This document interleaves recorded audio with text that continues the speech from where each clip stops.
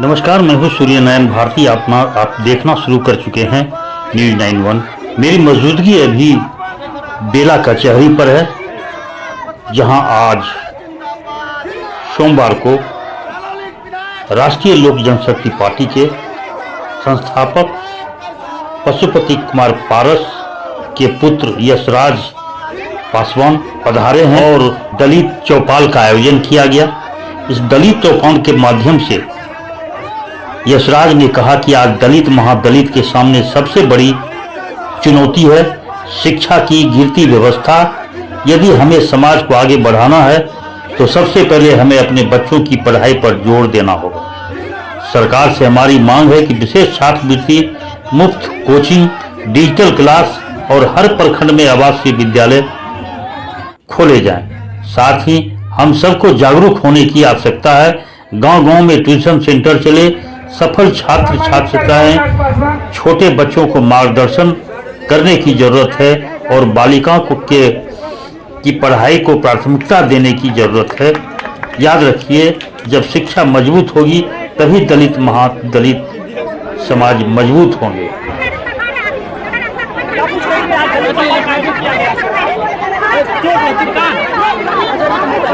यहाँ पर आप सभी लोग यहाँ पर देख सकते हैं, महिला लोग, चाहे हमारी माताएं हो, अभी हमारी बहन भी है, और चाहे हमारे बुजुर्ग साथियों, सभी लोग यहाँ पे कितना आक्रोशित है सरकार की विधि व्यवस्था को लेकर। यहाँ पे महिलाओं ने बताया कि शौचालय की समस्या है। अगर कोई निधि आती भी है शौचालय की यहाँ व्यवस्था के लिए तो उसमें भ्रष्टाचार इतना है कि सही से वो बन नहीं पाता है। बिहार सरकार कहती है कि हमने सिंचाई दुरुस्त कर दी, लेकिन हमारी यहाँ पे 16 नंबर वार्ड की माता ने बोला कि उनके इलाके में घुटने तक जल जमाव हो जाता है। यहाँ पर अभी हमारे 8 नंबर वार्ड की एक माता ने बोला कि उन्हें कई बार हफ्ते में 4-4, 5-5 दिन अंधेरे में बिताने पड़ते हैं। और सरकार तो अब तो 2025 आ गया है, 2020 से बोल रही है कि हमने हर पंचायत विधानसभा में बिजली पहुंचा दिया। तो ये कैसी झूठी सरकार है जो ना दलितों की रक्षा कर सकती है, ना सवर्ण जाति की भी रक्षा कर सकती है। ये करती हमने बिजली पहुंचा दिया, बिजली नहीं पहुंची। यहाँ पे दलित सुरक्षित नहीं है, यहाँ पे सिंचाई नहीं है, जल नल नहीं है। यहाँ पे कुछ योजना आती भी है तो उसमें भी भ्रष्टाचार हो जाता है। तो आप सोचिए ये कैसी धोखी सरकार है। लोग कहते हैं, सरकार के लोग कहते हैं कि ये डबल इंजन की सरकार है, लेकिन इस डबल इंजन सरकार का एक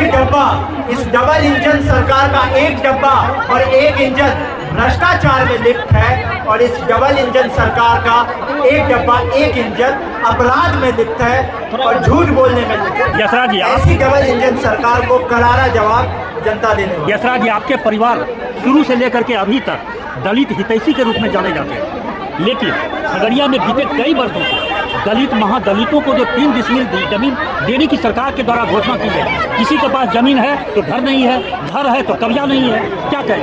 देखिए, ये सरकार की नीति शुरुआत से रही है। जब से ये सरकार स्थापित हुई है 2005 में, तब से इस सरकार की नीति रही है कि दलित में महादलित करो, महादलित में आगे पीछे करो, पिछड़ा अति पिछड़ा, उसमें पिछड़ों में भी पिछड़ा करो। तो देखिए, बांटने की और जितना शैक्षणिक रूप से समाज को पीछे किया जाए, ये तो सरकार की शुरू से प्रयास रही है। इसीलिए ना सरकार इतनी, आप देखिए कितनी ज्यादा उत्तेजित है और कितने भावना से अपनी बातें रख रही है।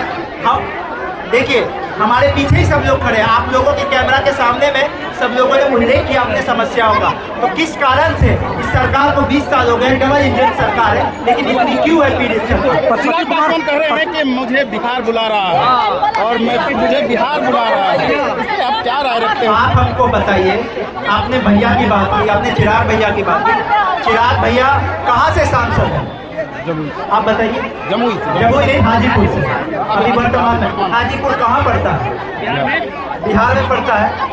तो जब बिहार से ही सांसद बन के गए हैं तो कहाँ की जनता ने उन्हें चुना है? या कोई भी व्यक्ति अगर बिहार का विधायक सांसद बनता है तो बिहार ने ही तो चुना होगा भाई, कहीं और अमेरिका लंदन ने थोड़ी चुना होगा।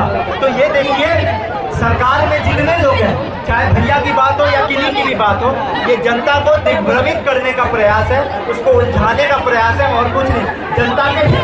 ना इनको लड़ाई लड़नी है, ना इनको सुविधा पहुंचाना है। नेता था ओरिजिनल वारिस सही हकदार हमारे नेता आदरणीय पशुपति पारस बाबू, उन्हीं के आदर्श पर आज हमने राष्ट्रीय लोक जनशक्ति पार्टी दलित चौपाल का आयोजन किया और उन्हीं के हमारे पचिन्हों पर चल करके आज अलौली के भविष्य को लेकर के हम लोग चिंतित हैं। हम लोग दलितों के हितों को लेकर के चिंतित है, खगड़िया के हितों को लेकर के चिंतित है। उसी चिंता को दूर करने के लिए हमारे अलौली के लाल ने हमें अपना वारिस आदरणीय नेता श्री यशराज पासवान और मुस्ताद पासवान जी को हम लोगों के बीच में भेजे हैं कि आप लोग दलित चौपाल में परसों से जो दलितों के साथ अन्याय होते आ रहा है, जो ठगने का काम किया जा रहा है, बहरूपीय बन करके इन्हीं शब्दों को लेकर के आप लोग के बीच आए हैं। अब आप लोग को हम यह कहना चाहते हैं कि आपके नेता आदरणीय पशुपति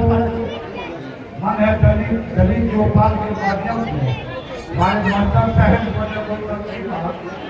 हमारा दलित समाज के जो लोग हैं झंझा धरता की तरह जैसे हमारे नौजवान बताए दादाजी ने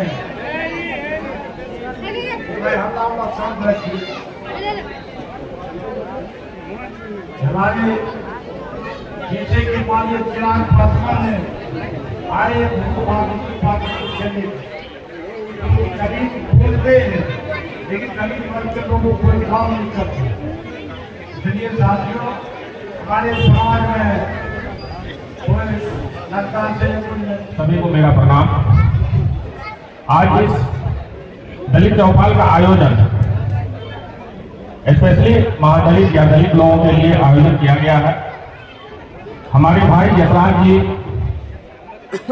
का सोच है कि दलित की आवाज को कैसे हम लोग बुलंद करें और आप लोग अपनी अपनी समस्याओं को बताएंगे कि समक्ष जो आगे चल के आपके बातों को विधानसभा में लोकसभा में रखेंगे और आप लोग अपना इनको भरपूर प्यार सहयोग दीजिए। राजनीतिक आयोजन के लिए हमारा उद्देश्य था, यहाँ आकर हमारे नेता प्रिंस राज जी ने निर्णय लिया कि जैसे रामविलास पासवान जी हमारे बड़े पापा इतने बड़े नेता हो गए, देश विदेश में नाम कमाए, लेकिन अपना गांव कभी नहीं भूले, अपना जिला अपना प्रदेश भी कभी नहीं भूले। भले वो दिल्ली में भी रहे, अनेकों बार दशकों तक मंत्री रहे, देश विदेश घूमे देश हित में, लेकिन अपनी जमीन अपनी मिट्टी कभी नहीं भूले। उसी उद्देश्य से हमारे नेता प्रिंस राज जी ने संकल्प लिया कि हमारे पार्टी के सभी साथी अनेकों जगहों पर जाकर विधानसभा जाकर प्रखंड जाकर दलित चौपाल का आयोजन करे और वहां वोट मांगने नहीं जाए, वहां अपने साथियों के साथ अपने परिवार के साथ वार्तालाप स्थापित करने जाए, कुछ अपनी बातें कहें और कुछ उनकी फैसला किया जा सकता था कि कहाँ कमी रह रही है, कौन छूट रहा है, कौन नहीं छूट रहा है, इसका दो जगह कहीं बन गया हो वोटर आईडी, इसमें जो सुधार दोनों सूची को मिला के मतदाता सूची जनसंख्या सूची मिला के इसका निवारण किया जा सकता था। लेकिन आप सोचिए, चुनाव आयोग अभी इस महीना के अंतिम में, सितंबर महीना शुरू हो गया, आज 2 तारीख है, इस महीना के अंतिम में आचार संहिता लग जाते, ठीक है कि नहीं, इस महीना के अंतिम में। तो अपने सोचो कि ऐसा कौन धड़फड़ी रहे चुनाव आयोग के कि चुनाव से जस्ट पहले निर्णय की घोषणा कर लगे। इन लोग के सोच विचार ये रहे कि हम ऐसा कुछ प्रयास करें जिससे पिछड़ा समाज दलित समाज पीछे छट जाए। ये लोग नियम कानून क्या लाया, ये सब कहल गए कि तोहर सूची में नाम तभी रह दो जब तुम्हें ई कागज ले लो, वो कागज ले लो, अपना नामों कागज दिखेलो।